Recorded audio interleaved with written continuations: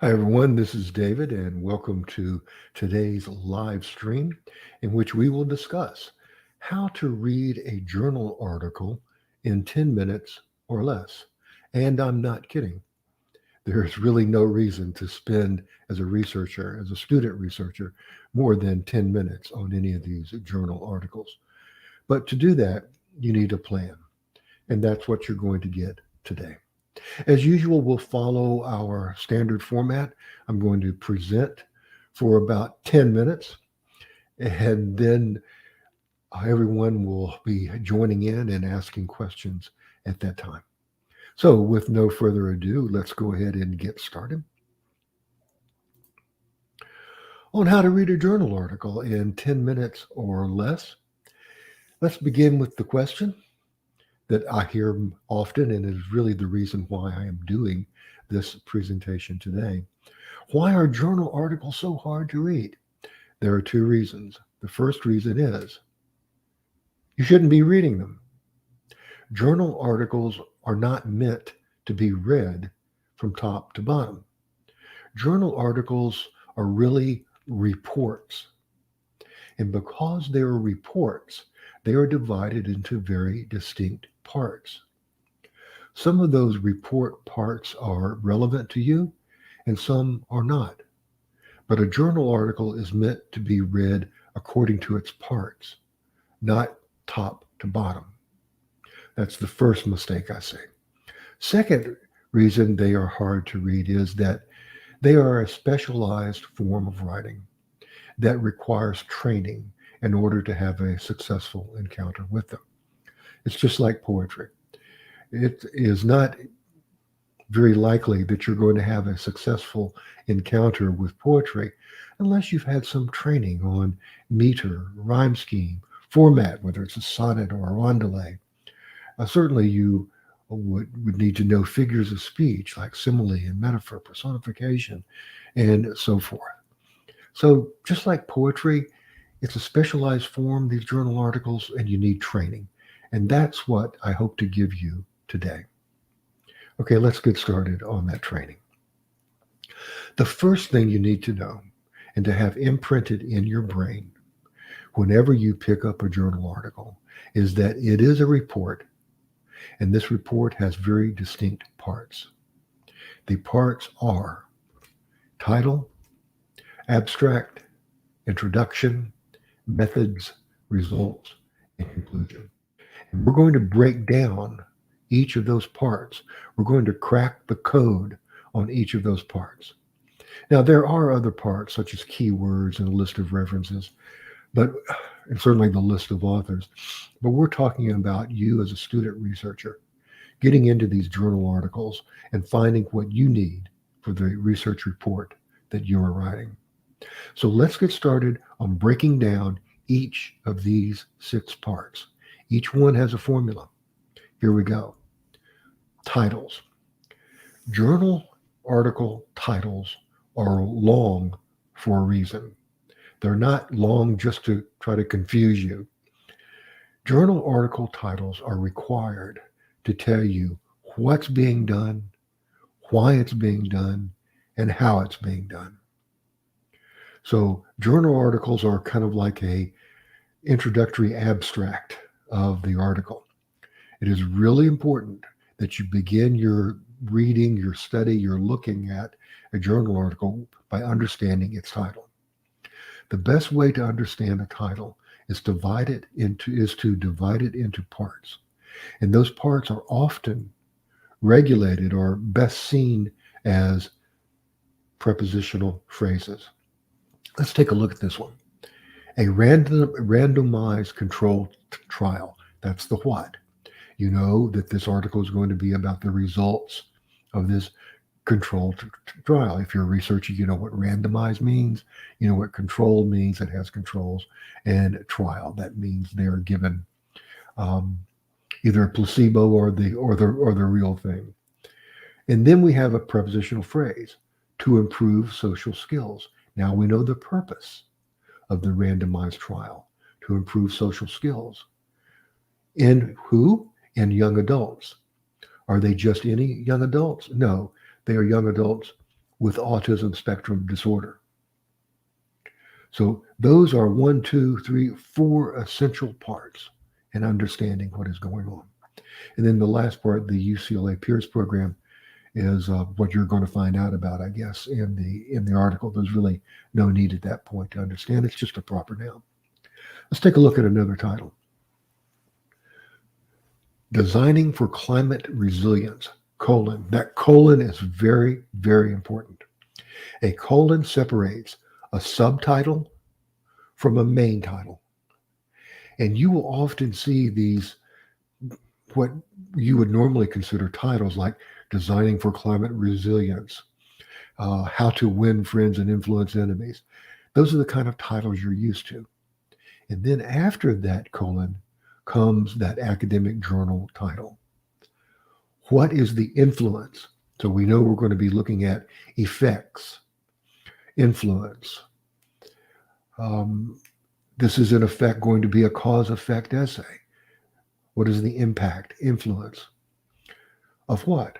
Of environmental conditions. Okay, we can imagine those: foggy, muggy, pollution, hot, cold, windy. Of environmental conditions. On thermal sensation. Thermal sensation is exactly what you think it is. On the one hand, it's how you perceive the environment and how your body reacts to the environment. And where is this going to take place? In subtropical high density cities. So we're going to be looking at the influence of environmental conditions on how we feel thermally in these particular cities. I think we kind of got it on title here. Just look at this third one. Again, you see the main title is divided up according to prepositional phrases. And then you see that colon there, and that's going to set off the main title from a subtitle. You're interested in the main title. Okay, that's the breakdown on the title. They're usually, 10, 15, maybe 20 words long for a reason. Next part, the abstract. This is a very common area of misconception. An abstract is not a summary of an article. I kid you not. An abstract is a condensation of an article. It is a distillation of an article. An abstract strives to be the same as the actual article, but in distilled form. As a result, the abstract has the same parts as the main article. Here are the parts of an abstract: background, methods, results, and conclusions. The same main parts as the actual article itself. Therefore, you can take an abstract, and we're going to look at a couple of them here, and you can divide them into those 4 parts. First is the background. Here, this is often a distillation of the literature review. What is going to be studied? Then come the methods. This replication trial tested the effectiveness of peers. So how it's being investigated. Here are the results. Results revealed that the treatment group improved significantly. Treatment group. And then come the conclusions. Most treatment gains were maintained at a 16-week follow-up with new improvements.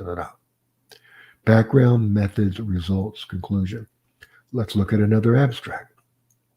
Background. You notice the length of these different sections changes.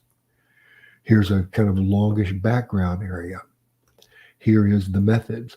This paper presents the results of an outdoor thermal comfort survey. So the testing method was a survey. Results. This study revealed that. And then finally, the conclusions. The findings of this study help inform future design. All abstracts are broken down into those 4 parts. Okay. Let's break down the introduction. The next part after the abstract is the introduction, and it can also be broken down into its own structure. It's broken down into what is known, That's the literature review that you often read. What isn't known, that's the research gap that the researchers, the authors, are going to fulfill. And then what is the hypothesis? That's their research question. The hypothesis is what you're looking for. In other words, this is the nature or the pith of the research they're going to conduct, and you're going to determine whether or not it is relevant to you. You can find the hypothesis in usually the last paragraph or the last sentence of the introduction section. Here's some examples. So we have the Nicolopoulou and steamers. That's the end of the literature review. And here is the research gap and the research question. To fill the research gap in informed design for climate resilience in subtropical high-density cities, this study aims to look at. That's the research question. That's the hypothesis. Here's another one. In this paper, we explore how these capabilities and challenges manifest. The hypothesis, the research question, found as the last sentence of the introduction section. Here's another one. This is the last paragraph of the introduction section. The aims of the current replication study were to, and then we have the two aims outlined. So if you want to know exactly what this research study was about, go to the last sentence or the last paragraph of the introduction, and that is where you will find the hypothesis or research question. Next part, methods. Here's what you need to know about the methods section. It is certainly the longest section. It is not intended for you. The methods section is not intended for you, the student researcher. It is intended for peer reviewers who determine the validity of the study methods and whether or not to publish that study, whether or not it's statistical analyses, whether or not the questions asked, the sample size, all those kinds of things. Those are there for the other people who are evaluating this article, not for you. Therefore, skip it. Skip the methods section. It's usually the longest part. Now, the results is also a long part. The results is often a technical discussion of what the methods produced. And as a result, this is where you're going to find all those charts and tables. And again, they are intended for a technical discussion of the methods. The results are kind of like the raw data that were produced by the methods. We have not yet kind of analyzed or extrapolated from that raw data. And that's why you can usually skip the results. Now, what can't you skip? The conclusion. The conclusion is where you're going to find the summary of that study's significant findings.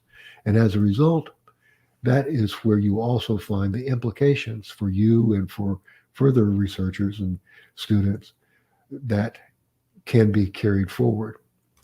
And this is certainly where you want to begin to take notes. So here is my overall suggested strategy for reading an academic journal article. Make sure that you understand that title. That is the basis, that becomes the basis of your ability to understand what you're about to encounter in portions of that article. Make sure that you read the abstract, knowing the three parts that we just covered: background, method, conclusion. And in reading that abstract, that is where you're going to determine whether to stop or to move forward. And after reading the abstract and you decide to move forward, that's where you skip to the end for the findings and conclusions and take your notes. If you're having trouble understanding some of those findings and conclusions, you might want to circle back to the hypothesis, circle back to the literature review to kind of understand what's at stake here and what are the concepts being evaluated. For example, if you're reading stuff about the thermal sensation in the conclusion of an article and you don't yet have a firm grasp of thermal sensation, you might want to go back to the literature review where they define thermal sensation. Okay, well, that's the end of the show. Let me see who we got here. Brandon. Hello, Brandon. How you doing? Brandon, you have not yet sent me a link to your uh, Chopin recital. When am I going to get that? Leslie, you wish you had been doing your research course in 2015. Leslie, where are you in your research now? Are you teaching or are you still earning degrees? Jason, hi Jason. If I am going for PhD, do I skip the method or in result as well? It depends upon your needs, Jason. If you are in that portion of preparing for your PhD where you are thinking about what kind of methods that you want to use in your research study, then certainly the method section would be of high relevance to you, as well as the results. If you want to see what kind of data is produced by certain methods and whether or not that's the kind of data you want for your research study, then certainly the results section would also be highly relevant to you and your needs. Thank you for that question, Jason. Thank you very much.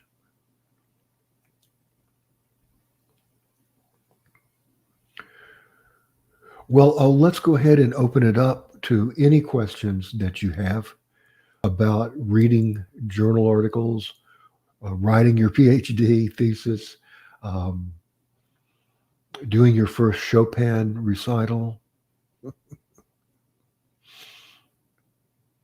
Oh, it's a home recording of Schubert. I'm sorry, I said Chopin. Whenever I think of piano players, I always think of Chopin, especially the etudes. What did you play of Schubert, Brandon? Leslie, finished your degree from is that George Mason University? Curriculum developed for government contract. Oh, okay.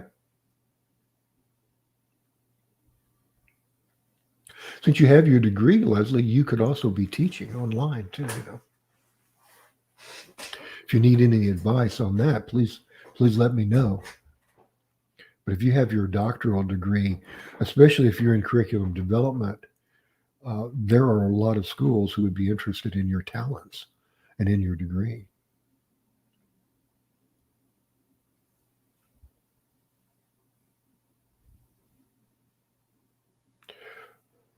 And it's a good way to pick up some extra money. It's a good way to stay current too. I mean, students challenge you. Students challenge you to learn things you've never learned before and to learn them in a way that you can explain them well. That's why one of the reasons I love teaching so much is that it's the constant process of learning. BG, put up BG's comment. This is quite useful. I'm a new PhD student and I have had challenges getting a handle on many of the articles that I need to read. Okay, great, BG. I will post this as a video as soon as this live stream ends. BG, if you want a copy of my PowerPoint presentation, please indicate that in a reply to the video or give me your email here and I will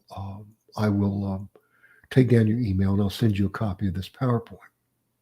Leslie, masters only, okay? You can still teach with your master's, Leslie. Master's is the minimal requirement for teaching online at an accredited school. And certainly if you are working on your PhD, then that puts you a little bit above that. Jason, let me put Jason's up. Jason asked, if the purposes of reading journal articles for literature review distract, no, it does not, Jason. No, that's a very good question. If you are simply doing a literature review yourself, if you're simply using these articles to try to get a really strong background in the topic, then no, you have a very different purpose. You go straight to that literature review. I guess this presentation, Jason, is addressed more to the student who has been told you've got to write a research paper, you've got to have 5 or 6 journal articles, and that student has really not have had much success in reading in those journal articles. Brandon, let me put this up for Brandon. How much can you learn? Well, Brandon, it depends upon your purpose for learning. If your purpose for learning is like Jason's, where you're working on your own method section, then you're going to learn a lot about how these researchers use certain methods and not others. If your purpose is to understand the results of their research, you're not going to get anything at all out of the methods section. The methods section is strictly scientific, it's strictly technical, and it really does not have anything to do with the ultimate findings that you're going to read about later in the article.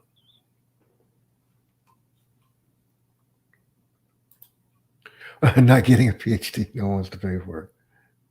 Go for it, Leslie. Yeah, it seems like you found your niche in terms of working, and you don't want to be overqualified, right? So yeah, it seems like you're doing the right thing there. Hussein asks, for PhD thesis, which is better, literature review or systematic literature? Can you tell me the difference that you're thinking about there, Hussein?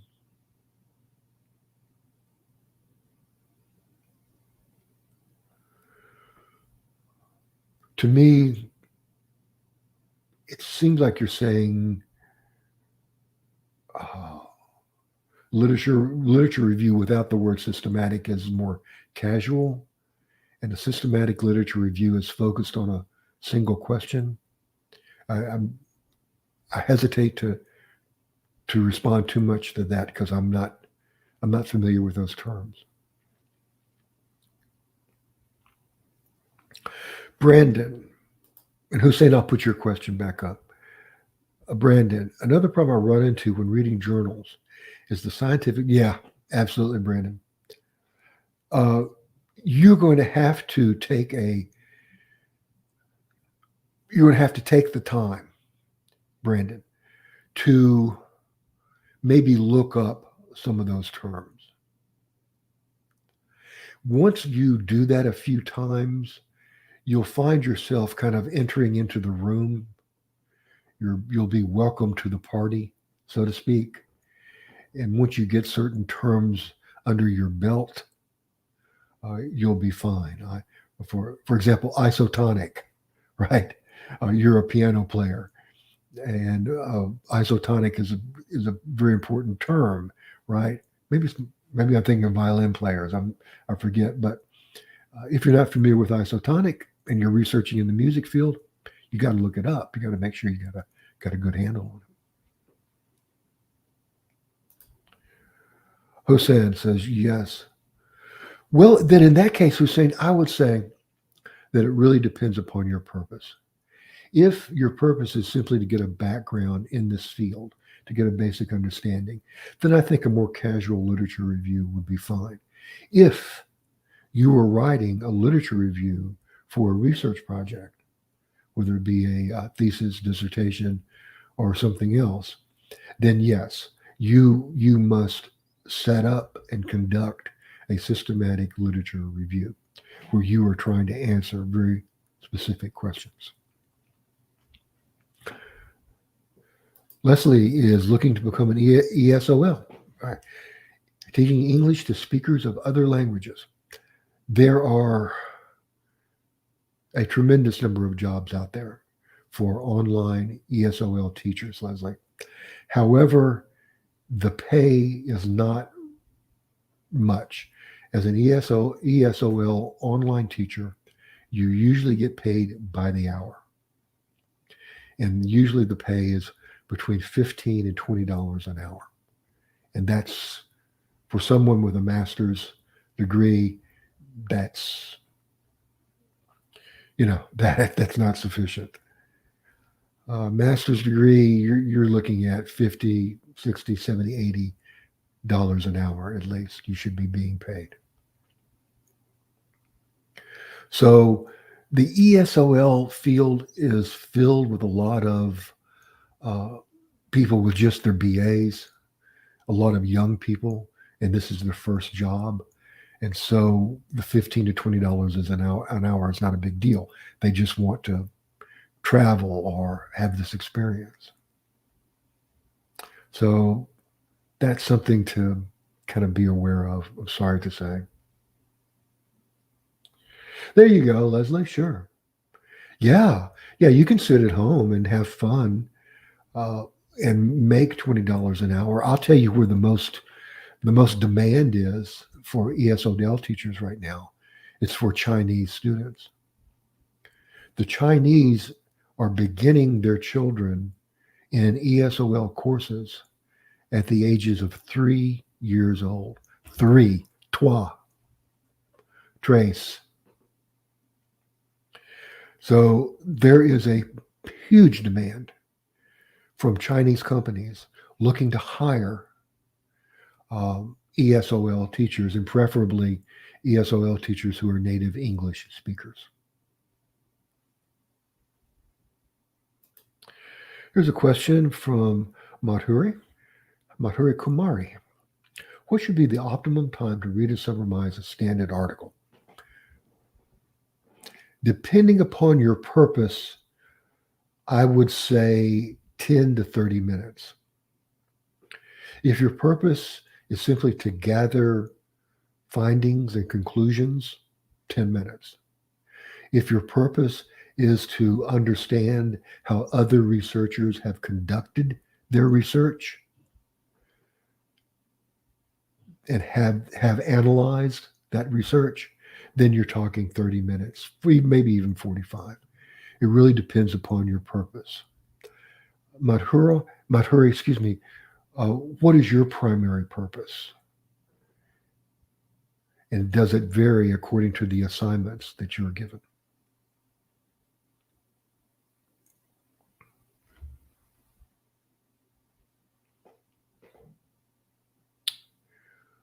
But yes, Leslie, the ESOL field is wide open right now. It is blooming. It is burgeoning. When I got my ESOL certificate, uh, I was inundated with job offers. Of course, they only paid $15 to $20 an hour, but I was inundated by job offers. So Madhuri says you want to do for your PhD. So you would be reading these articles in service of writing your PhD article. Is that correct, Madhuri? If that is the case, then I would say my answer would be spend as much time as you need to fulfill your purpose. Okay. So if you're looking, thank you for that answer. If you're looking at those articles and because you're writing a PhD thesis, depending on where you are in the process of writing that thesis, you may want to start out with a kind of full boat, what's the word I'm looking for? A thorough systematic reading of the articles because you're, I'm assuming, a beginning PhD student. Therefore, you want to be familiar with the kinds of methods that are being used in your field and the kind of analysis in the results section, the kind of analysis that is being used on that data. So you have some special purposes there, Marjorie. And I get the feeling that's the reason that you asked the question, is because you realize that you're a little bit different since you're in the process of writing your own thesis. Okay, good. Where are you from, Madhuri Kumari? The name suggests a Middle Eastern origin, and we have several Middle Eastern students here. Usually Amati is here. Mati is from Sudan and lives in Norway, but I see he's not here today. India. Oh, okay. Not Middle Eastern at all, is it? Kumari. I should have gotten that. I'm sorry. I'm very sorry. I should have gotten that, especially with the mod, because that's definitely that DH spelling is definitely from Sanskrit, right?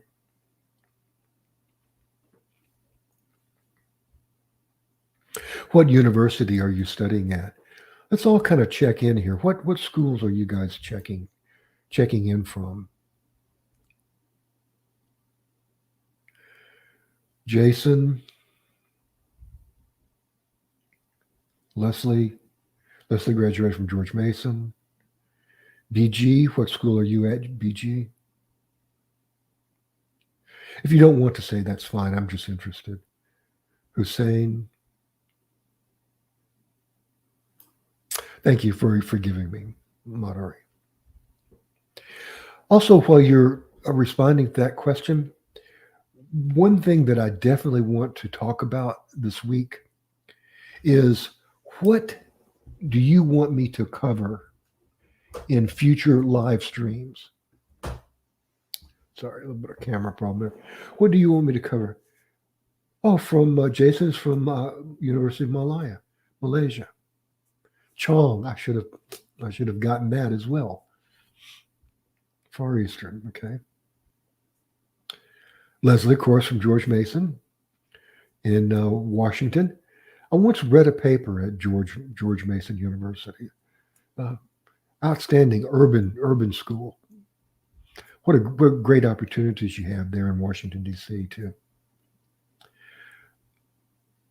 Yes, the question I wanted to ask you guys is Central University of Gujarat, India. I don't know where that is, Madhuri, but I wish you the best of luck with it and let me know however I can help. I do know I teach at Jack Welch Management Institute, a part of Strayer University. I teach in the MBA program, and I usually have 3, 4, 5 Indian students in my class. And most of them live in the United States now and have executive level positions in the United States and are invariably the best students in the class, as well as the Middle Eastern students. Middle Eastern students are very strong, as well as the Far Eastern students. Cynthia, oh hi Cynthia. University of Texas at San Antonio. What a great town that is. Studying for a PhD in cultural literacy. Good. Well, I'm glad that helps, Cynthia. And you let me know anything else you need. How far along are you in your PhD, Cynthia? And is there anything that I can help you with? Because one thing that I really want to hear from you guys is what topics you want me to cover. What questions do you have? What information do you want that could help you? Because I've gotten my best topics from the things that have come up in these live chats. Leslie worked with someone who was getting a degree at UMD. Looking at what he was doing, I think this program was better. Yeah, UMD is a very large, University of Maryland is a very large school, very large school. And although it's a highly respected research institution, I have to say. BG, my bad. PhD student at Babes Balya University in Romania. Wow, Romania. Wow, I've always wanted to travel there. Romania has always seemed incredibly mysterious to me. I did my genetic code one time, and I have ancestors from Romania. If you can believe that, I am part Romanian and a lot Irish. Uh, Baseboo, what's the quickest way to read a paper?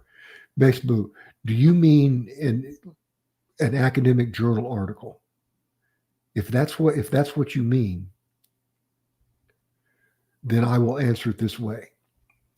Read and understand the title, read and understand the abstract, and if you still want to read the article, go to the conclusions and summaries.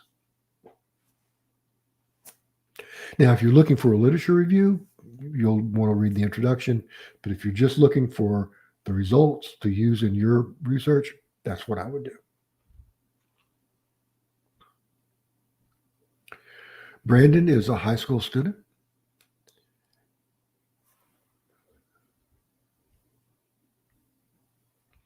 Okay, so that would be my answer, Bespo. That would be my answer.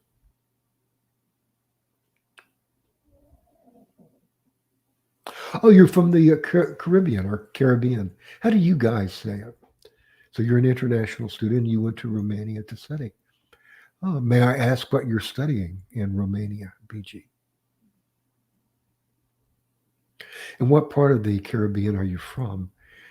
I was a magazine editor for 10 years, and I worked mainly on the magazine Scuba Diving. So I have to say, for 10 years, I spent the better part of my life island hopping in the Caribbean. You're welcome, Bespo. And loved it there. Beautiful, beautiful people, beautiful scenery, and of course, beautiful diving. There was great diving all over the Caribbean. The Caymans, of course, Cozumel, but other great places as well. Belize. I love the Caribbean islands of Venezuela, Los Roques, Blanquilla, but there's great diving all over the place. You're welcome. Jamaica. Jamaica has some great diving too. You have to get it kind of off the coast there. You get to the wall. PhD in management, very interesting. Great. Well, I wish you the very best on it, BG. I hope you have a great experience. Iman, you graduated from Purdue. Great school. Let's be great friends with the director of the Writing Center at Purdue. Did you attend the campus up in Indiana, Iman? Very cold up there. Okay, Betul, and Betul, please correct me on how to say your name, and please introduce yourself. Where are you from, Betul, and what degree are you working on? And no one has responded yet. Everybody give me one thing, just one thing you want me to cover in the next live stream. Otherwise, you're going to get what I come up with. Oh, it's from Turkey. And you have a master's degree in English language and literature. I can tell your English is very good. Ah, you were up there in the cold Indiana winters. Eamon was up in the cold Indiana winters of West Lafayette, Indiana. And Betil is joining us. Oh, wow. I can't believe I got that one right, even with the umlaut over the U. Betul. Okay, here's a question from BG. From Jamaica, studying in Romania. Fascinating. Can you address how to decide on the right research topic? Is it natural to change our research at the start? I'll take your second question first. Yes, it is not only natural to change your research question at the start, it's necessary to continue to refine your research question as your research progresses. And you should be in constant contact with your thesis advisor as you continue to refine and define your research topic. Oh, just Betel. Okay, thank you, Betel. Jason, okay, that's an interesting one. How to identify the research problem, the research gap, and the literature gap. Very good, Jason. Yeah, that's a tough one. That is definitely a tough one. Thank you. I will definitely put that on the list. Thank you, Jason. Here's one from Vespu. Students may feel afraid of starting reading research article because of many other things to read to understand it.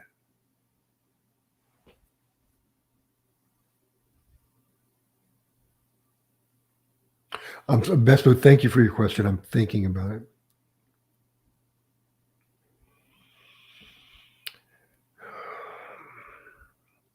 Here are the answers that come to mind. Whenever you are beginning this type of research in a field, there is a period of acquaintance, a period of gaining familiarity that must take place. So one thing that I would say is although it may be hard at the beginning, this is a necessary learning curve as you begin to accumulate the basic terminology and research concepts, as well as content in a particular field. The next thing I would say is to choose your battles wisely. That means that when encountering a research article, you should really only try to understand three parts: the title, the abstract, and the conclusions or summaries. If you can understand those three parts, that research article will be of use to you and will not be as onerous. The worst thing you can do is try to read a research article from top to bottom. As I tried to make clear in the presentation, these are not really articles. Although you call them articles, they're actually reports. And reports are written in sections. And sections are relevant to some people and not other people. So I would say, depending upon your needs, identify the sections you want to read and understand and focus only on those sections. Okay, here's Jason. I'm experiencing that. I feel I found a gap, but I'm not sure if that is actually the gap. Since the whole point of research, sorry, I lost you.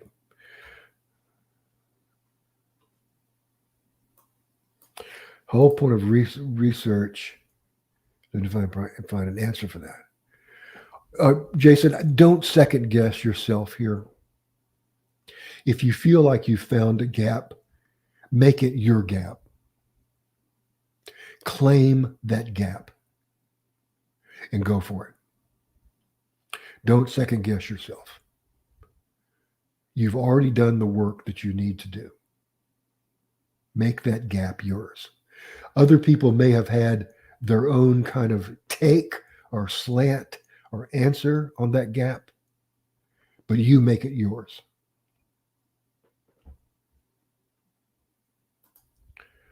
Okay, here is Betel.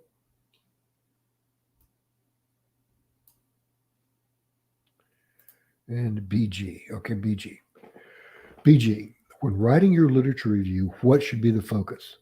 To find prior studies that support your work or to point out the gaps? Gaps. BG, gaps. In the literature review, you are not in the act of finding studies that support your hypothesis. That comes later. The literature review is a critical analysis of what is out there. You want to give a kind of good overall review of what is out there in connection to your topic. And more importantly, what is not out there. The purpose of the literature review is to discover ultimately that gap.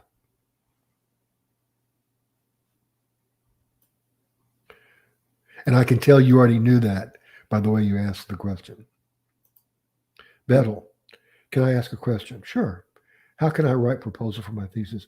Oh, there's my topic for next week, Bettel.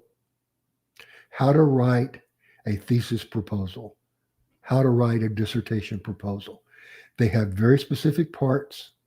Each part has its own specific role. And you must approach that proposal as like a paint by the numbers. I don't know if you guys are familiar with that. Paint by the numbers means it's very formulaic. And so next week, Bettel, I will give you the formula. In the meantime, there are very good videos on YouTube, the very, very good articles on the World Wide Web on how to write a proposal for a master's thesis. So you don't have to wait on me. I'm happy to give my own slant on them. I'm happy to fill the gap.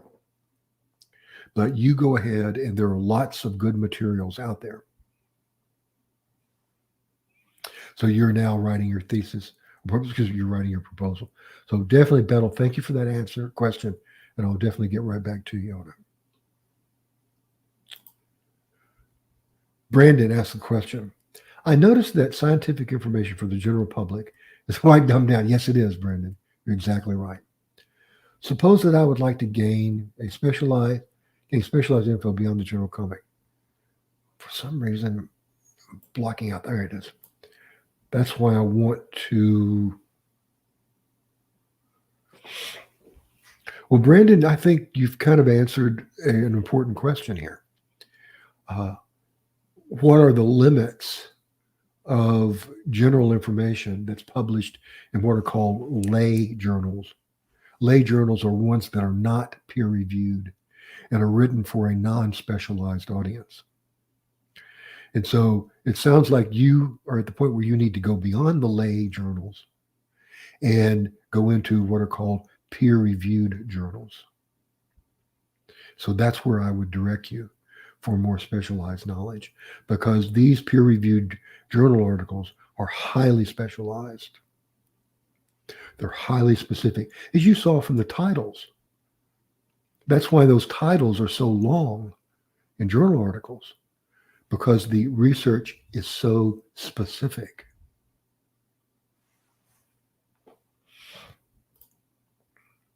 Besma, thank you for your announcement. Oh, you're welcome, Besma. My pleasure. That's exactly why I'm here. BG, got it. All right. Leslie, thumbs up. All right. Sounds like we might be wrapping it up here. Here's a question from Jason.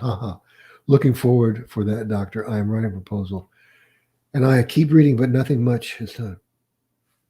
What do you mean you keep reading, but nothing much is done?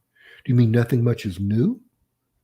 Well, help me understand the kind of roadblock that I sense that you're talking about there, Jason.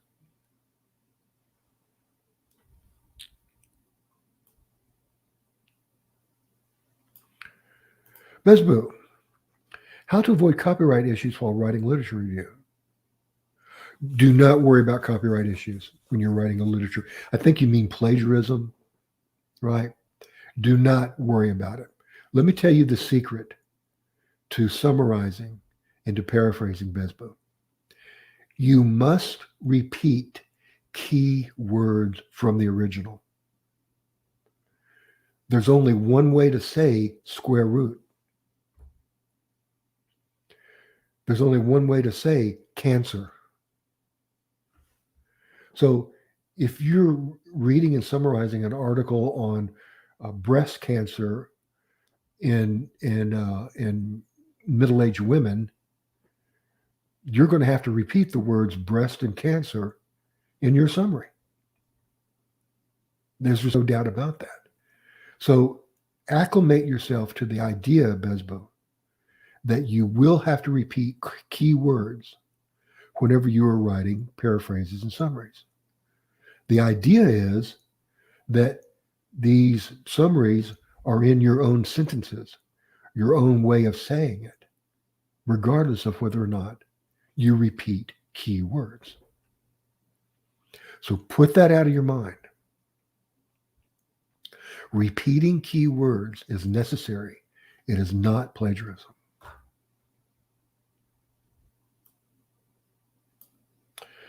Okay, here's Bethel. Thank you so much, doctor, but it has a lot of samples, so they make me confused. Okay. Well, great. Yeah, Bethel, it really helps at times to have a kind of voice saying it, you know. So let me kind of distill it down for you and kind of give you a crib notes version of it, you know. I'll certainly give you the process I used and try to make it as simple and straightforward as possible for you. You got it, Bethel. Jason, are peer review articles something like these, the Lewis Model 6 year? Doesn't sound like it, Jason. I don't know if that article was peer reviewed or not. It does sound like somebody did a kind of literature review of the Lewis model, maybe put those 60-year studies in a timeline. I don't know how they organized the literature review. It could have been chronological. It could have been breakthroughs over the past 60 years. If it was published in a peer-reviewed journal, then Jason, it was peer-reviewed. Oh, Jason, are you asking me, how do you find out if it was peer-reviewed?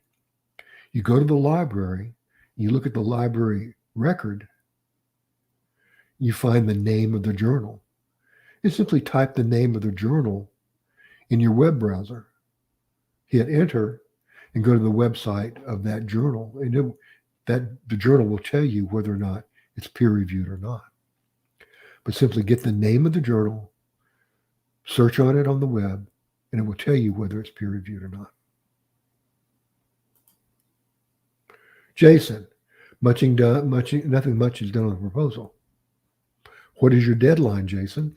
Shall we get something going here? Okay, Jason and Bethel, next week is for you. Next week is the outline of a thesis proposal and dissertation proposal. Okay?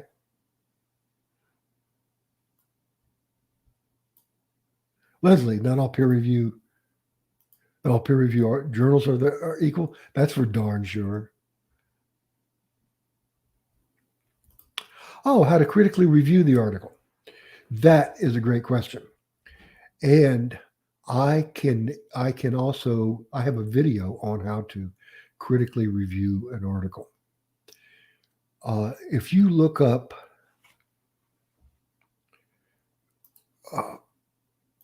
a peek, David, if you look on my channel, it's a pretty popular article. Writing critique.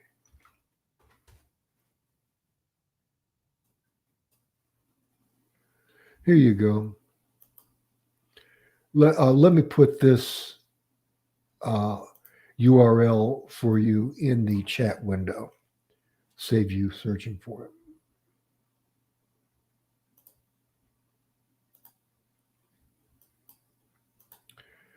Here you go. It should be in the chat window now, and that's how to review a peer-reviewed article. Bezbu, great answer. You're welcome, Bezbu. You're welcome, and I hope to see you later. Oh, crib. I'm sorry. I'm sorry. I used some slang there, Battle. I'm sorry. Crib notes are like we have all kind of terms for it in English. The skinny, the lowdown, the QED, it basically means what you really need to know. Cut out all the other junk. This is what you really need to know. It's crib, CRIB, crib notes. I'm sorry I used it. I should not be using slang.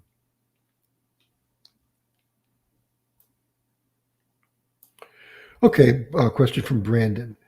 How reading academic journals, how far would I have to go to understand it? Should I try to read everything, including methods like a pro? What if I don't know much? Brandon, starting out, if I were you, I would focus on the strategy that we outlined today. Thank you very much for your question, by the way, Brandon. I appreciate it.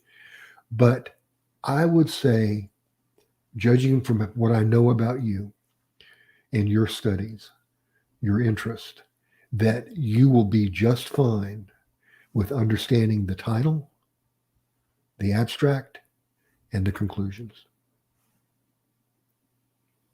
Be sure to break that abstract down into those 4 parts too.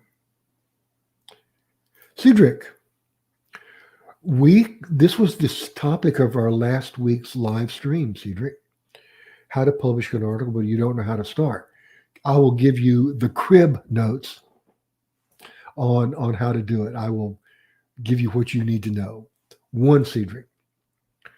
First, you don't publish an article. You publish an article in a specific journal. 2, you pick a journal and you target it. That means that you read many issues of that journal and you look at on the website for that journal to know exactly the kinds and types of articles that editor wants. 3, you start small. You start with a book review. You start with a comment. You start with a critique of an article that's been published. You start with a letter to an editor. Start small. And once you're kind of in the flow of that journal, then you write something that fits specifically in that journal.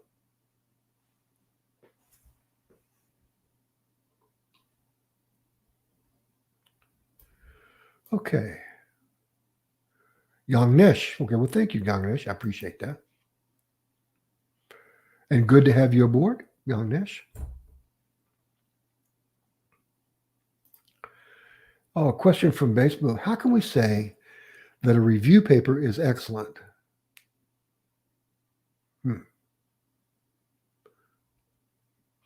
Well, first, I would not say that it is excellent.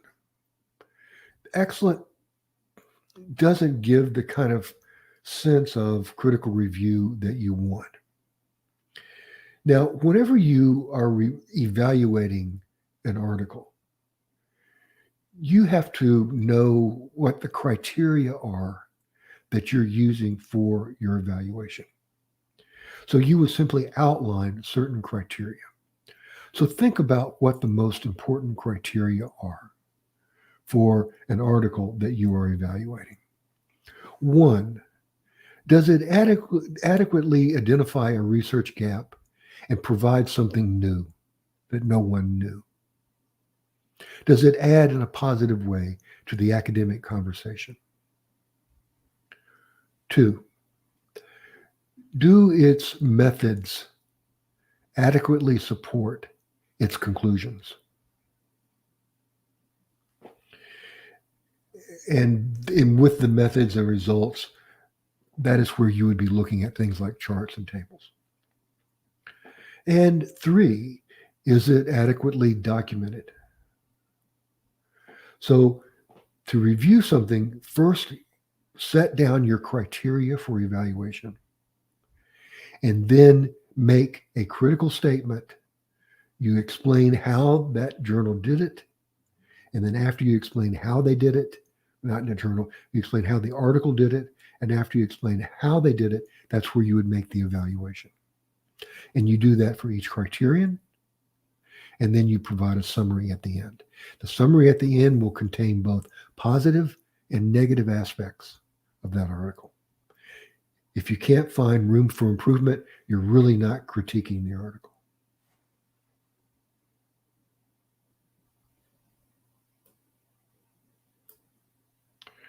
A link to my channel.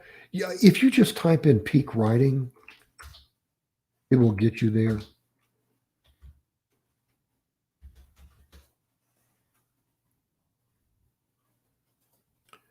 Hello, Trisha. Trisha Kios. Great to have you here. Where are you from, Trisha? And we're almost out of time, folks. Can you explain about research metrics? Are you saying metrics or matrix, Yagnesh? Because they're two pretty different things. So, Yagnesh, that would be a good topic for one of our upcoming live streams, depending upon what you meant, either metrics or matrix. Do them both, right? That would be a good topic. Thank you for that. Bettel says it's a kind of review.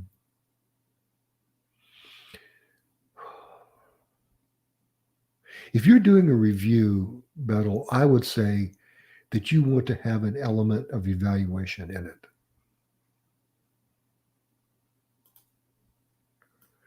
Question from Voiceless Savoir. What is the best journal to publish in between these two?